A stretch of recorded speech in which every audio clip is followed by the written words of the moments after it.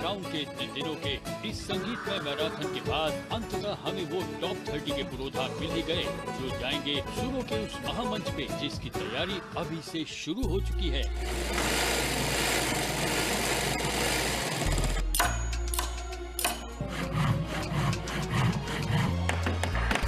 मैंने दिल्ली दूरदर्शन से लखनऊ हम जब आए हैं तो यहाँ लखनऊ में आकर के भी बड़े बड़े मंच बनाए हैं और सबसे पहले जो कि सिंगिंग स्टार यूपी की जो काम ये मिला है, बहुत बड़ा मंच मिला है और मैं बहुत मेहनत से भी ध्रुव जी के माध्यम से इतना बड़ा मंच में काम कर रहा हूँ जो आगे भी करता रहूँगा और बढ़िया से बढ़िया, और उत्तर प्रदेश के जो भी बच्चे हैं उनके लिए भी भविष्य अच्छा रहेगा।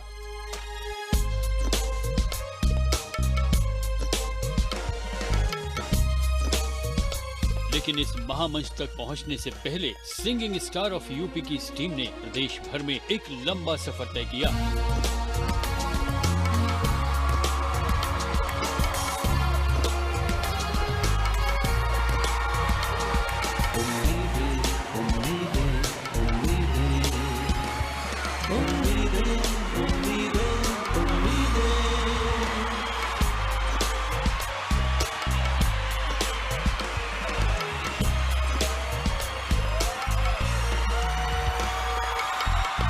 जिसमें सबसे पहली और बड़ी चुनौती थी शहरों के साथ साथ गांव कस्बों में रहने वाले सभी गायक कलाकारों तक इस कार्यक्रम से संबंधित सूचना को पहुंचाना। क्योंकि दूरदर्शन पहली बार इस तरह का रियलिटी शो लेकर आ रहा था, इसलिए सबसे पहले यही जरूरी था कि किस तरह हम लोग जो है शहरों के साथ साथ छोटे छोटे गांव व कस्बों के कलाकारों तक इस सूचना को पहुंचा सकें, ताकि ज़्यादा से ज़्यादा लोग हमारे शो से जुड़ सकें और हमारा शो कामयाब हो सके। इसके लिए हमने अपने सबसे जो उच्च अधिकारी थे उनसे संपर्क किया और अपने पब्लिसिटी अनुभाग से भी बातचीत किया, और हम लोग जो है टेलीविज़न के साथ साथ अखबारों और होर्डिंग्स तथा मतलब सोशल मीडिया का सहारा लिया और ज़्यादा से ज़्यादा प्रचार प्रसार किया, और हमें उम्मीद है कई हजार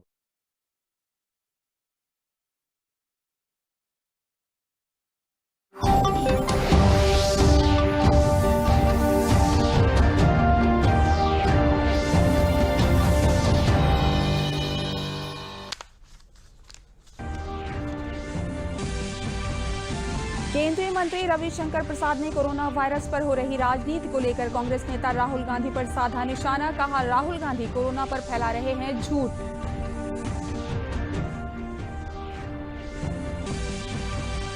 आर्मी कमांडर्स कॉन्फ्रेंस की आज से दिल्ली में शुरुआत। तीनों सेना प्रमुख 3 दिन तक दिल्ली के साउथ ब्लॉक में सभी कमांडर्स के साथ करेंगे बैठक।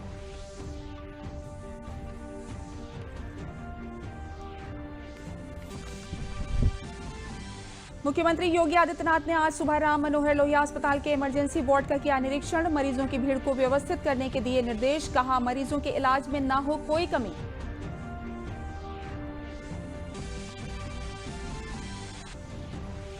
मई के अंत तक प्रदेश में मनरेगा के तहत 50 लाख लोगों को दिया जाएगा रोजगार। ग्रामीण विकास राज्य मंत्री आनंद स्वरूप शुक्ला ने कहा कि आज तक 38,76,452 लोगों को मिला मनरेगा के तहत रोजगार।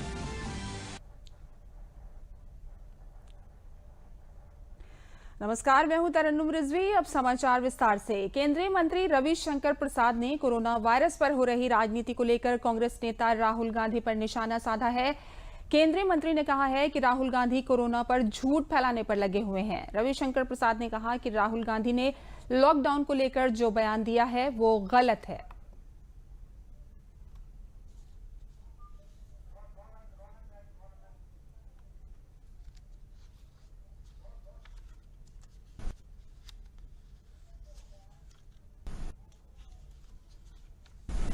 लॉकडाउन करके माननीय प्रधानमंत्री नरेंद्र मोदी जी ने जो हिम्मत दिखाई है, जो देश को नेतृत्व दिया है, जो पूरे देश को एक साथ जोड़कर काम करने की कोशिश की है, उसका यह फायदा है। राहुल गांधी के बारे में विस्तार से बताना चाहता हूं। देश का संकल्प उन्होंने कैसे कमजोर करने की कोशिश की। इसको 4 खंडों में मैं रख रहा हूं। Spreading negativity, working against the nation during crisis, तीसरा हंग्री फॉर फॉल्स क्रेडिट, चौथा से one thing does something else, और पांचवा है मिस इन्फॉर्मेशन और फेक न्यूज। रविशंकर प्रसाद ने राहुल गांधी पर नकारात्मकता फैलाने का आरोप लगाया। उन्होंने कहा कि वे संकट के समय राष्ट्र के खिलाफ काम कर रहे हैं। रविशंकर प्रसाद ने कहा कि राहुल गांधी गलत फायदा उठाने की कोशिश कर रहे हैं। आर्मी कमांडर्स कॉन्फ्रेंस आज से दिल्ली में शुरू हो गई है। तीनों सेना प्रमुख 3 दिन तक दिल्ली के साउथ ब्लॉक में सभी कमांडर्स के साथ बैठक कर रहे हैं। कोरोना के चलते अप्रैल में होने वाले कमांडर्स कॉन्फ्रेंस को टाल दिया गया था। इस बार 2 फेज में कमांडर्स कॉन्फ्रेंस हो रही है। पहला फेज आज से शुरू हो गया है और दूसरा फेज जून के आखिरी हफ्ते में शुरू होगा। मुख्यमंत्री योगी आदित्यनाथ ने आज सुबह राम मनोहर लोहिया अस्पताल के इमरजेंसी वार्ड का निरीक्षण किया। इस दौरान उनके साथ चिकित्सा शिक्षा मंत्री सुरेश खन्ना चिकित्सा मौजूद रहे। मुख्यमंत्री ने स्वास्थ्य सुविधाओं का निरीक्षण करने के साथ मरीजों से बातचीत भी की। सीएम योगी ने इमरजेंसी में वार्ड में मरीजों की भीड़ को व्यवस्थित करने के निर्देश देने के साथ कहा कि मरीजों के इलाज में कोई कमी ना हो। इमरजेंसी में डॉक्टरों की उपलब्धता हर वक्त बनी रहे। उन्होंने इमरजेंसी में डॉक्टर बढ़ाने के लिए भी कहा। मुख्यमंत्री योगी आदित्यनाथ ने राम मनोहर लोहिया के इमरजेंसी वार्ड में कोविड-19 और सामान्य मरीजों की भर्ती के लिए व्यवस्थाएं देखी। इमरजेंसी वार्ड में आने वाले मरीजों को किस तरह से रेड, येलो और ग्रीन जोन में भेजा जाता है, इसके बारे में भी सीएम योगी ने विस्तार से जानकारी ली। उन्होंने मरीज के पर्चा काउंटर, स्क्रीनिंग और फीवर क्लिनिक के बारे में भी जाना। निदेशक प्रोफेसर AK त्रिपाठी ने संस्थान में की गई तैयारियों के बारे में सीएम योगी को जानकारी दी। सीएम योगी ने इमरजेंसी में आने पर कोरोना के संदिग्ध संक्रमितों को भर्ती करने के लिए अलग से बनाए गए वार्ड को भी देखा। देश में कोरोना वायरस के सक्रिय मामलों की संख्या 83,004 हो गई है। 64,425 मरीजों को इलाज के बाद अस्पताल से छुट्टी मिल चुकी है। कोविड-19 के कारण 4,337 लोगों की मृत्यु हो चुकी है। प्रदेश के ग्राम विकास राज्य मंत्री आनंद स्वरूप शुक्ला ने बताया कि प्रदेश में मई के अंत तक 50 लाख लोगों को मनरेगा के तहत रोजगार उपलब्ध कराया जाएगा। उन्होंने बताया कि आज तक 38,76,452 लोगों को रोजगार दिया जा रहा है, जिसकी संख्या आने वाले समय में 1 करोड़ करनी है। दूरदर्शन के साथ विशेष बातचीत में उन्होंने बताया कि जो भी श्रमिक प्रदेश में आए हुए हैं उन्हें काम उपलब्ध कराया जाएगा। उन्होंने कहा कि बाहर से आए श्रमिकों की स्किल मैपिंग की जा रही है। अब तक 3,32,796 लोगों की स्किल मैपिंग की गई है और उन्हें उनकी स्किल के अनुसार कार्य में लगाया जाएगा। साथ ही उन्होंने बताया कि आजीविका मिशन के तहत स्वयं सहायता समूहों ने 62 लाख मास्क, 40,000 PPE किट और हैंड वॉश और सैनिटाइजर का निर्माण करके बड़ी सफलता पाई है। इस कार्य से स्वयं सहायता समूहों को बड़ी राशि प्राप्त हुई है। जो हमारे उत्तर प्रदेश में निवासरत श्रमिक हैं एवं जो अन्य प्रदेशों से हमारे प्रवासी श्रमिक बंधु वापस आ रहे हैं, उन सभी लोगों को रोजगार देने के क्रम में आज 27 मई को 38,76,452 लोगों को आज हमने रोजगार दिया है। मई के अंत तक 50 लाख करने का टारगेट है, हम उसे पूरा करेंगे। पूज्य मुख्यमंत्री जी की जो अपेक्षा है उस काम को हम निश्चित रूप से पूरा कर रहे हैं और 201 रुपये की दैनिक मजदूरी पर जो मजदूरी हम 7 से 10 दिन के अंदर सभी उन श्रमिक बंधुओं खाते में डाल रहे हैं।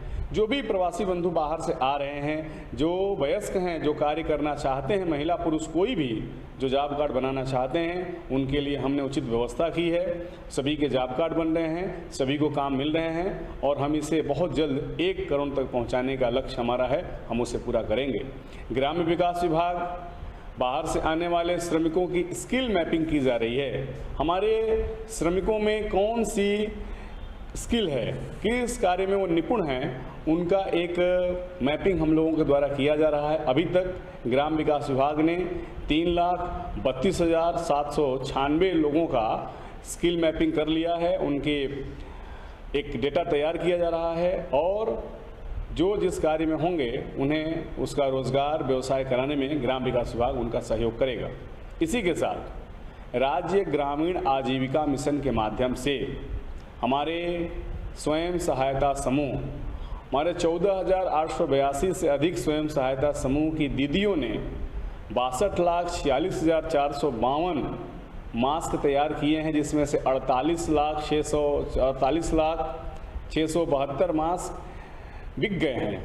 शेष भी उस प्रक्रिया में हैं। हमारे समूह की दीदियों के द्वारा लगभग 40,000 से अधिक पीपीई किट बनाए गए हैं। 1000 से अधिक लीटर के हैंड वाश और लगभग 25,000 से अधिक लीटर के सैनिटाइज़र हमारे समूह की दीदियों के द्वारा बनाए गए हैं और लगभग 8.5 करोड़ से अधिक रुपए की आय हमारे समूह की दीदियों को हुआ है। वाराणसी में सरकार द्वारा चलाई गई योजनाओं का लाभ ग्रामीण क्षेत्र की महिलाओं को मिल रहा है। इस विषय में खास बातचीत की हमारे संवाददाता ने।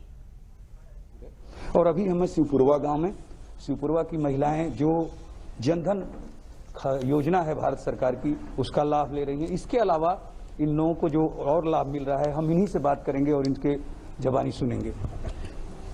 500 रुपया खाता में आता है मोदी की तरफ से। इसका फायदा यही है कि बैठे हैं, खाने को नहीं है तो कम से कम 500 रुपया मिल रहा है, तो कुछ तो काम चल रहा है। लॉकडाउन होते समय 2 महीना हो गया, 2 महीने में हमको 500 रुपया 2 बार मिला है और राशन कार्ड पे फ्री में राशन मिला है, उससे हमको बहुत लाभ है। लॉकडाउन में हम लोग 2 महीना तक 500 रुपया मिला है और चावल मिला है। यही हम लोग को सरकार बहुत सुविधा दे रही है कि हम लोग लॉकडाउन में खाने पीने के लिए खा पी रहे हैं। इन सभी महिलाओं का मानना है कि सरकार की तरफ से जो 500 रुपये मिल रहे हैं, उसके अलावा जो अनाज मिल रहा है, इससे बहुत सहारा हो जा रहा है। क्योंकि लॉकडाउन में लगभग काम बंद हैं सबके और अब फिर से शुरू होने की आशा जगी है, चूँकि सरकार ने ऐसी योजनाओं की घोषणा की है। Harkesh Bahadur Singh Gautam, DD News, Varanasi. Corona संकट काल में गैर प्रदेशों से आए श्रमिकों को कन्नौज जिले में मनरेगा योजना के अंतर्गत रोजगार मिलने से प्रवासी श्रमिकों में खुशी का माहौल है। जिले के हैबतपुरा, कटरा और मुर्रा गांव में चक रोड और नहर का निर्माण कर रहे प्रवासी श्रमिकों ने बताया कि वो अपने गांव से दूर गैर प्रदेशों में मेहनत मजदूरी करते थे। लॉकडाउन लगने के कारण रोजगार मिलना बंद हो गया। ऐसे में वो अपने गांव वापस लौट आए हैं, जहां पर मनरेगा योजना के अंतर्गत उनका जॉब कार्ड बनाया गया। अब उनको मनरेगा योजना से काम मिल रहा है और समय से उनके खाते में पैसा आने से वो अपने परिवार की मूलभूत सुविधाओं को आसानी से पूरा कर रहे हैं। उनका कहना है कि सरकार ने उनको गांव में ही रोजगार दिया है, अब वो गांव छोड़कर बाहर नहीं जाएंगे। हैबतपुरा कटरा के ग्राम पंचायत अधिकारी सुधीर दुबे ने बताया कि सरकार की मंशा है कि प्रवासी श्रमिकों को उनके घर के आसपास रोजगार दिया जाए। प्रवासी श्रमिकों का जॉब कार्ड बनाकर मनरेगा में उनको काम दिया जा रहा है। वहीं मुर्रा गांव के प्रधान आदित्य द्विवेदी ने बताया कि 100 से ज्यादा श्रमिकों को मनरेगा योजना से नहर निर्माण का कार्य दिया गया है। इसमें अधिकांश श्रमिक गैर प्रदेशों से आए हैं। जिले की 425 ग्राम पंचायतों में प्रवासी श्रमिक पहुंचे हैं, जिसमें 356 गांव पंचायतों में मनरेगा से 5,045 श्रमिकों को रोजगार मिलना शुरू हो गया है। तो इस वजह से ऐसी मंदी में भी हमें काम मिल रहा है, जिससे पैसा आ रहा है। हमारी सभी समस्याएं दूर होंगी और हम अब वापस नहीं जाएंगे, यहीं पे काम करेंगे। बाहर से काम करते थे, लॉकडाउन हुआ तो घर चले आए। अब घर में रहकर मनरेगा का काम मिल रहा है, इससे हम बहुत खुश हैं। मंदी से पैसा मिले तो उससे कोई समस्याएं दूर होगी। हमें घर में रोजगार मिल रहा है। अब नोएडा में काम करते थे, वहाँ से आए हैं गांव में कुछ खाने पीने को नहीं था, तो हमें नरेगा में काम मिल गया है और राशन पानी भी मिल जाता है। खाते में सीधा पैसा आ जाता है अकाउंट में और सही काम चल रहा है, अच्छा है। कुछ मजदूर अब प्रवासी हैं जो बाहर काम करते थे। इस लॉकडाउन की वजह से इनके पास काम ना होने के कारण ये अपने गांव आए। गांव में इनको मनरेगा के तहत कार्य दिया गया। टाइम से इनका पैसा भुगतान हो रहा है। मनरेगा मजदूर हमारे सारे बहुत ही खुश हैं और वो बाहर अब भविष्य में जाना नहीं चाहते हैं। वो मनरेगा के तहत ही कार्य करना चाहते हैं। एटा जनपद के ग्रामीण इलाकों में मनरेगा का कार्य शुरू होने के बाद श्रमिकों में खुशी है। जनपद के गांव डिवैया अख्तियारपुर में 40 श्रमिक कोरोना से बचाव के लिए सोशल डिस्टेंसिंग का पालन करते हुए मास्क लगाकर तालाब की खुदाई का कार्य कर रहे हैं। वहीं महिला श्रमिक भी मनरेगा कार्य से बढ़ चढ़ करके कार्य कर रही हैं। रोजगार सेवक राजेश कुमार ने बताया कि गांव में कई नए मनरेगा कार्ड बनाए गए हैं और भी बनवाए जा रहे हैं। कोरोना के समय में गांव के श्रमिक गांव में ही मनरेगा में कार्य कर अपनी जीविका चला रहे हैं। इनका पैसा समय से इनके खातों में पहुंच रहा है। मनरेगा के अंतर्गत गांव में ही काम मिलने पर श्रमिक खुशी जताते हुए केंद्र सरकार का धन्यवाद कर रहे हैं।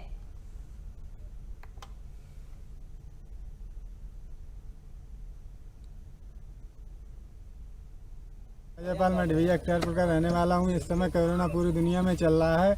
मेरे पास कोई काम नहीं था, प्रधानमंत्री जी ने काम दिया है मनरेगा का। इस समय काम देने के लिए प्रधानमंत्री जी को बहुत बहुत धन्यवाद। मेरा नाम बरोज कुमार है, मैं ढिवैया अख्तियारपुर का रहने वाला हूँ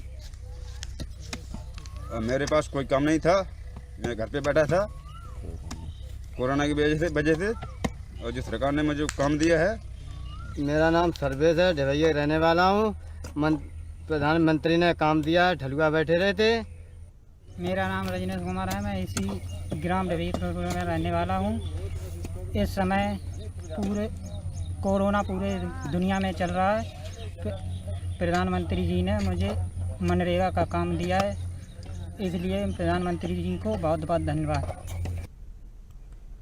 कोरोना के संकट काल में प्रधानमंत्री डिजिटल योजना के तहत शुरू हुई ऑनलाइन गृह कर सेवा में लखनऊ नगर निगम द्वारा गृह स्वामियों को सोशल डिस्टेंसिंग और कोरोना संक्रमण से बचाव के लिए कई नए मॉड्यूल द्वारा गृह कर जमा कराने की व्यवस्था कार्यान्वित है।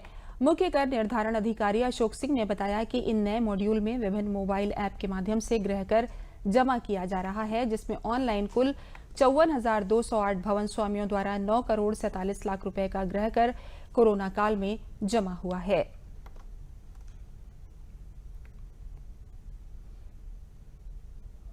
कोरोना के पीरियड में जब से लॉकडाउन की पोजीशन आई, नगर निगम ने कई मॉड्यूल भी तैयार कराए, जिससे भवन स्वामी को नगर निगम न आना पड़े, सोशल डिस्टेंसिंग का जो है पालन भी हो और घर बैठे ही जमा करे, उसको सड़क पर ना आना पड़े, नगर निगम के चक्कर न लगाने पड़े, लाइन में न लगना पड़े।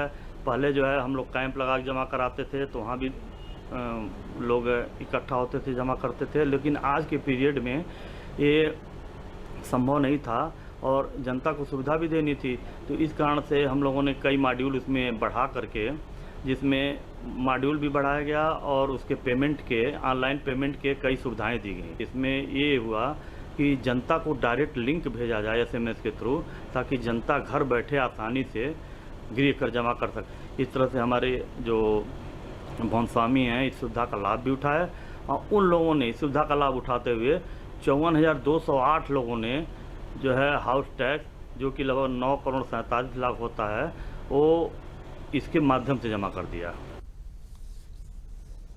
मुजफ्फरनगर जिले में कोरोना संक्रमण के 4 नए मामले सामने आए हैं। यहां अब तक कोरोना के 49 मामले आ चुके हैं। इनमें से 24 लोग ठीक होकर अपने घर जा चुके हैं। एडीएम आलोक कुमार ने बताया कि जो 4 पॉजिटिव मिले हैं सभी प्रवासी श्रमिक हैं। ये लोग महाराष्ट्र से आए थे और यहां पर पहले से क्वारंटीन हैं।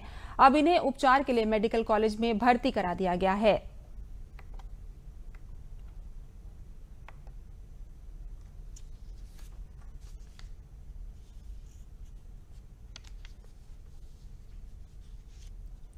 आज 157 सैंपल के जो है रिजल्ट है, उसमें से 4 कोरोना पॉजिटिव निकले। 21 हमारे पास पहले से कोरोना पॉजिटिव है पेशेंट, तो कुल संख्या इनके जो है 25 हो रखी है कोरोना पॉजिटिव जनता में। और इसमें जो 4 आए, चारों जो है महाराष्ट्र से ही आए थे, श्रमिक जो आए थे और इनको हम लोगों ने सेंटरों में क्वारंटाइन करके रखा हुआ था। एक ऐसा था जो दहेड़ू में था, वहाँ पे जो है IG पब्लिक स्कूल है, उसको वहाँ रखा गया था। बाकी 3 जो है सनराइज पब्लिक स्कूल बुढ़ाना में थे और बुढ़ाना के रहने वाले लोकल क्वारंटाइन रखा गया। ललितपुर के किसान जितेंद्र 4 सालों से सुगंधित तेलों की खेती कर अपनी इनकम दोगुनी करने का प्रयास कर रहे थे, लेकिन लॉकडाउन के समय परेशान किसानों के लिए ग्रीन इंडिया के तहत जो 20 लाख करोड़ रुपए की आर्थिक सहायता देने का काम सरकार द्वारा किया गया, उससे जितेंद्र के लेमन तेल की मांग सैनिटाइजर उद्योगों में काफी बढ़ गई है। सरकार द्वारा ऑपरेशन ग्रीन एवं हर्बल खेती को बढ़ावा दिए जाने से बुंदेलखंड के किसानों का सुगंधित खेती पर विश्वास भी बढ़ा है। कोरोना महामारी में सैनिटाइजर की मांग को पूरा करने के लिए लखनऊ सहित कई कंपनियों द्वारा बड़ा ऑफर मिल जाने से सुगंधित तेलों की खेती का मुनाफा भी बढ़ गया। किसान जितेंद्र ने बताया कि लॉकडाउन में सैनिटाइजर एवं दवा कंपनियों द्वारा हमारे सुगंधित तेलों की काफी मांग बढ़ गई है। हमारे सुगंधित खेती में सैनिटाइजर के लिए लेमन 200 लीटर एवं खस 70 लीटर तेल निकला है, जिससे लगभग 20 लाख रुपए का मुनाफा हुआ है।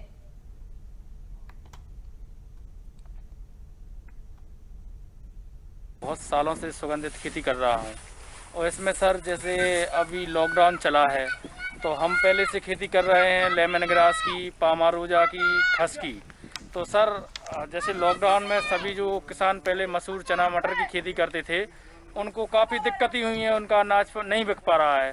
लेकिन सर हमारा जैसे काम चलता रहा है और कंटिन्यू चल रहा है और इससे हम तेल भी निकाल रहे हैं सर। जैसे सैनिटाइज़र बन रहा है तेल से, लेमन ग्रास के तेल को सैनिटाइज़र में यूज कर रहे हैं। तो सर इसकी जैसे ये प्रधानमंत्री जी ने ये 20 लाख करोड़ का जो पैकेज दिया है उससे भी हम लोगों को ज़्यादा जैसे फ़ायदा हो रहा है कि इसकी तेल की जो डिमांड है वो बढ़ रही है इधर। तो हमारा तेल डायरेक्ट बिक जा रहा है, इधर से चला जा रहा है अपने यूपी में। जैसे लखनऊ के व्यापारी लोग खरीद रहे हैं इसको और अच्छे से चल रहा है। और सर जैसे और किसानों को हमने बढ़ावा दिया है कि भैया ये खेती करो आप, जैसे चना मसूर की छोड़ के इसको करो तो ठीक ठाक चलता रहेगा।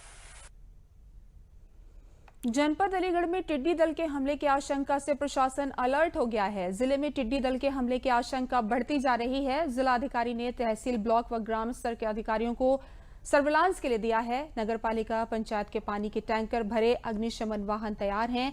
साथ ही किसानों को भी अलर्ट रहने के लिए कहा गया है। खेतों पर ध्वनि यंत्र, मशाल जलाकर, पटाखे चलाकर, थाली, ढोल, नगाड़े बजाकर टिड्डियों को भगाया जा सकता है। वहीं कृषि अधिकारी राजेश ने बताया कि किसान बोरिया बेसियाना की 2.5 किलो मात्रा को 600 से 700 लीटर पानी में घोलकर प्रति हेक्टेयर के हिसाब से छिड़काव करने से टिड्डियां भाग जाएंगी। वहीं किसानों का कहना है कि उन्होंने अपने खेतों पर पानी के भरे ड्रम बजाने के लिए यंत्र तथा केमिकल को घोल लिया है, जिससे इन टिड्डियों को भगाया जा सके।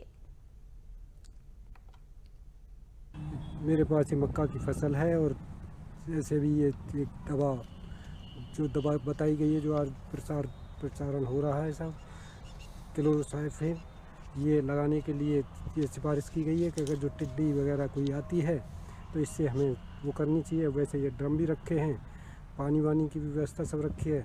इसके लिए हमारे श्री योगी आदित्यनाथ मुख्यमंत्री जी भी सिफारिश करते हैं, तो उसके बारे में हम अपना जैसे भी है कि ये डर ही बना रहता है कि हमें ये डर ही बना रहता है कि कोई ऐसा कोई अनहोनी न हो। तो उसमें हम अपना जैसा भी हमें ब्लॉक से कोई मिलता है, जैसी भी दिशा मिलती है उस पर हम चलने का प्रयास कर रहे हैं।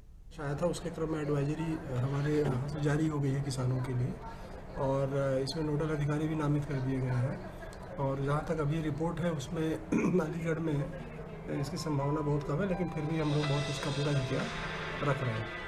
जनपद में टिड्डी दिखाई देती है, दिन में टिड्डी उड़ती है, रात को टिड्डी है खेतों में बैठ कर नुकसान पहुंचाती है। जैसी टिड्डी दल को है अगर दिखाई देता तो एक अंधेरा सा छाने लगता है। अगर टिड्डियाँ आसमान में उड़ती हैं सी, जैसी टिड्डियाँ आसमान में उड़ती हुई दिखाई दें, किसान भाई है अगर तसला हुआ सी जाकर के, चिमटा हुआ सी, ढोलक हुआ है, लंगाड़े हुए सी जाकर के, या धुन पैदा करने वाले किसी भी यंत्र से है कैसी उसको खेत के चारों तरफ खड़े होकर के उसको बजाएं, जिससे टिड्डी है कैसी दल है आपके खेत में नहीं बैठ पाएगा सी। यदि टिड्डी दल यदि आपके खेत में बैठता है तो तत्काल खेत जो खाली है उसमें पानी भर दें। पानी भरने के बाद है उसमें है मिट्टी तेल है कैसे उसको डाल दें, जिससे टिड्डी उसमें ख़त्म हो जाएगी सी। शाम के टाइम में अपने खेत के चारों तरफ टिड्डी दल दिखाई देता है तो उसमें आप धुआं करें, धुआं करने से भी टिड्डी आपके खेत पे और नहीं बैठेगी सी। कोरोना की दहशत के बीच यूपी के जौनपुर में अचानक सैकड़ों चमगादड़ों की मौत से हड़कंप मच गया है। ग्रामीणों ने बताया कि गांव में 3 दिनों में बरगद के पेड़ के नीचे सैकड़ों चमगादड़ मृत पाए गए हैं। चमगादड़ों की रहस्यमय परिस्थितियों में मौत का कारण स्पष्ट नहीं हो पाया है, लेकिन पशु विभाग के अधिकारी प्रथम दृष्टया चमगादड़ों की मौत का कारण भीषण गर्मी बता रहे हैं। केराकत थाना के अकबरपुर गांव में संजीव सिंह के घर सैकड़ों वर्षों से लगे बरगद के पेड़ के नीचे 3 दिनों में बड़े पैमाने पर मरे हुए चमगादड़ मिले हैं। मुख्य पशु चिकित्सा अधिकारी वीरेंद्र सिंह ने बताया कि 3 दिनों से भीषण गर्मी पड़ रही है, जो चमगादड़ों की मौत का कारण बन सकती है। उन्होंने डॉक्टरों की टीम बनाकर उन्हें गांव रवाना किया है, साथ ही मृत चमगादड़ों को पोस्टमार्टम के लिए भिजवाया।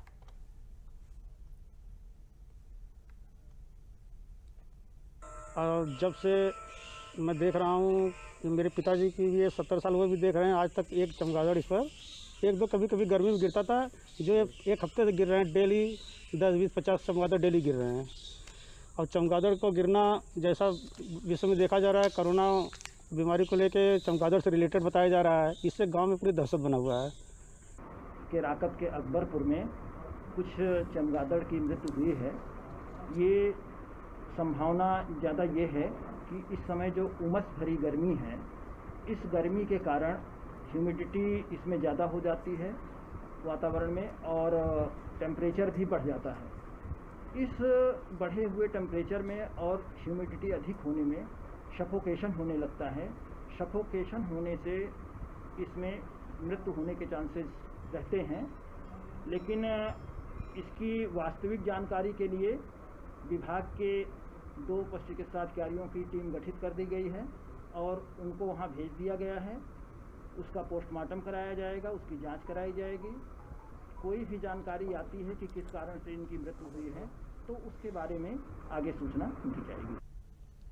शामली जिले के थाना झिंझाना क्षेत्र के गांव टपराना में पुलिस द्वारा दबिश देकर जिला बदर गोकश को पकड़ने पर आरोपित के परिजनों एवं सैकड़ों लोगों की भीड़ ने हमला कर पुलिस से आरोपी को छुड़ा लिया। हमले में 2 दरोगा सहित 3 पुलिसकर्मी घायल हुए हैं और पुलिस की 2 गाड़ियां भी क्षतिग्रस्त हुई हैं। सूचना पाकर सीओ व एएसपी समेत कई थानों की फोर्स मौके पर पहुंची तथा मौके से आरोपित जिला बदर गोकश समेत 30 लोगों को हिरासत में ले लिया है। एसपी विनीत जायसवाल ने बताया कि उक्त प्रकरण में 45 नामजद तथा 80 से 90 अज्ञात व्यक्तियों के विरुद्ध गंभीर धाराओं में मुकदमा दर्ज किया गया है। शेष आरोपियों की शीघ्र गिरफ्तारी हेतु टीमें लगा दी गई हैं।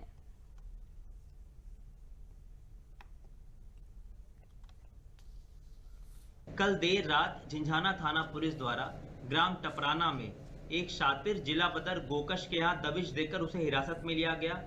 उस अभियुक्त को छुड़ाने के लिए उसके परिजन तथा सैकड़ों ग्रामीणों द्वारा पुलिस पर हमला बोल दिया गया। इस हमले में 3 पुलिसकर्मियों को चोटें आई हैं तथा 2 गाड़ियों के शीशे टूट गए। सूचना पाकर तत्काल उच्चाधिकारी कई थानों की फोर्स लेकर मौके पर पहुंचे तथा उक्त शातिर जिला बदर गोकश को गिरफ्तार किया तथा 30 व्यक्तियों को हिरासत में लिया।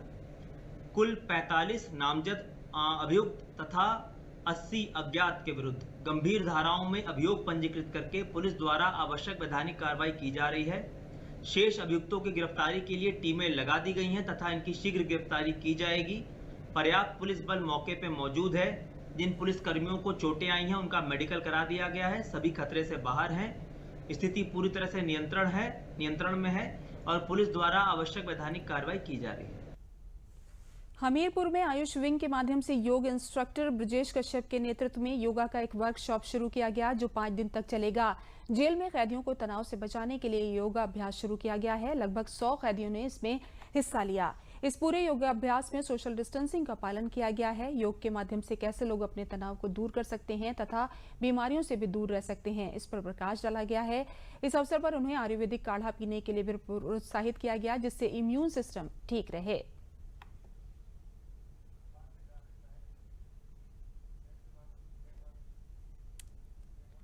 आज देश के प्रथम प्रधानमंत्री पंडित जवाहरलाल नेहरू की पुण्यतिथि पर लखनऊ में कांग्रेस के प्रदेश कार्यालय पर उन्हें श्रद्धांजलि अर्पित की गई।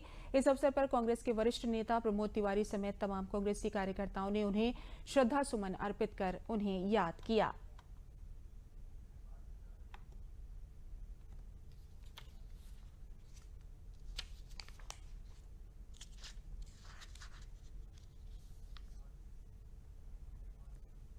इन दिनों उत्तर भारत में कई हिस्सों में तापमान बढ़ने के बाद मौसम विभाग ने अगले 2 दिनों के लिए कुछ राज्यों में रेड अलर्ट जारी कर दिया है। यहां लू का प्रकोप अपने चरम पर हो सकता है। मौसम विभाग का कहना है कि पूर्व से चलने वाली हवा की वजह से 28 मई की रात से तापमान में गिरावट आ सकती है।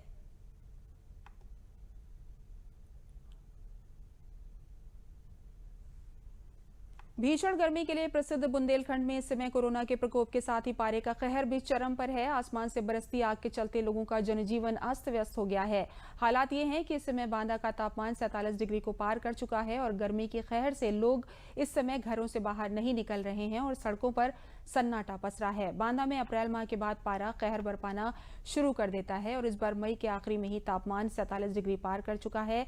इस समय जबरदस्त लू के थपेड़ों और आसमान से बरसती आग अब लोगों के लिए असहनीय हो गई है। बहुत मजबूरी होने पर ही लोग घरों से निकलते हैं और अगर निकलना जरूरी हुआ तो लोग सिर पर अंगोछा बांधकर ही घरों से निकलते हैं।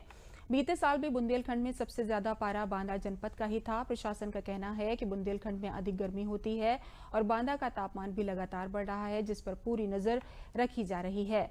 बांदा के अपर जिलाधिकारी ने बताया कि प्रशासन द्वारा गर्मी से निपटने के लिए पूरी तैयारी कर ली गई है। वहीं डॉक्टरों का भी कहना है कि लोग इस समय अनावश्यक घर से ना निकलें और अगर निकलें तो खाना खाकर ही निकलें, खाली पेट ना रहें और पानी पीते रहें, क्योंकि खाली पेट लू लगने की अधिक संभावना होती है।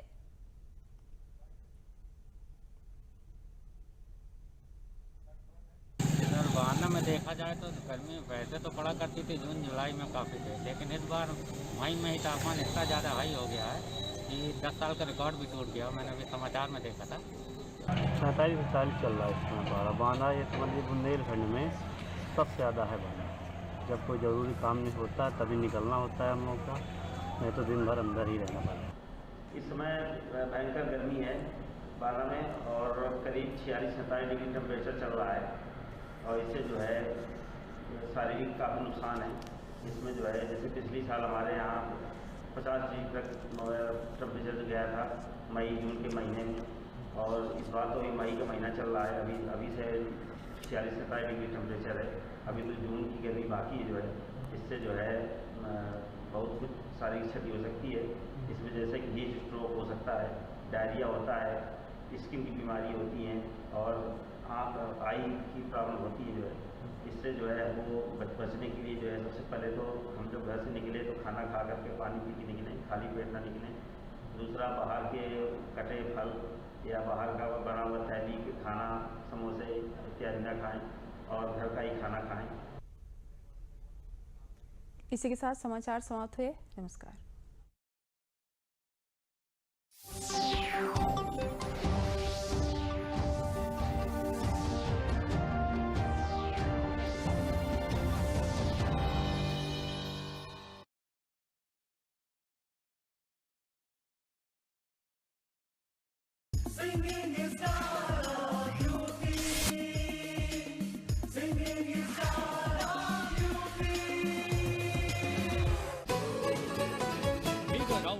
दिनों के इस संगीतमय मैराथन के बाद अंततः हमें वो टॉप 30 के पुरोधा मिल ही गए जो जाएंगे सुरों के उस महामंच पे जिसकी तैयारी अभी से शुरू हो चुकी है।